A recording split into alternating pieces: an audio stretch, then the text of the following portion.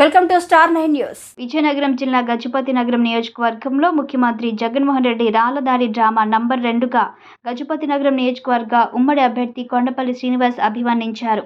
ఆదివారం ఆయన కార్యాలయంలో విలేకరులతో మాట్లాడుతూ నాడు కోడికత్తి దాడి డ్రామా నంబర్ 1, రాళ్లదాడి డ్రామా నంబర్ 2గా అభిప్రాయం వ్యక్తం చేశారు.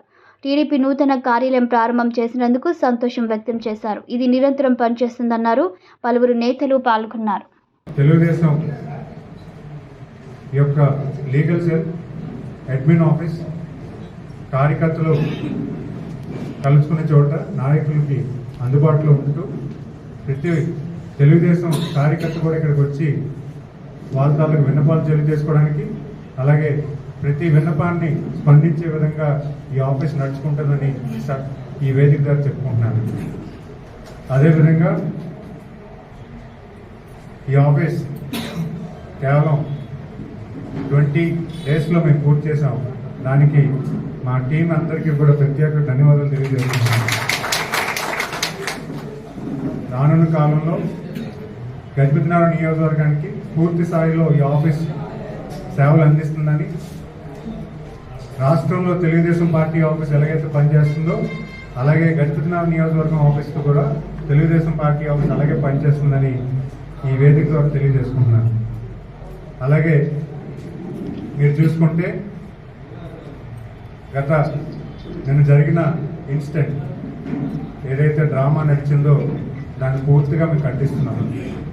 జగన్మోహన్ రెడ్డి గారు కాన్వే వెళ్తుంటే కరెంటు పోయే పరిస్థితి వచ్చి ఆ కరెంట్, ఎందుకంటే రాష్ట్రం ఒక ముఖ్యమంత్రి ర్యాలీ చేస్తుంటే రాళ్లతో దాడి చేసే పరిస్థితి ఎలా కలిగిందని ఈ ప్రస్తుత డీజీపీ గారిని అలాగే ఇంటెలిజెన్స్ బ్యూరోని కూడా అడుగుతున్నారు.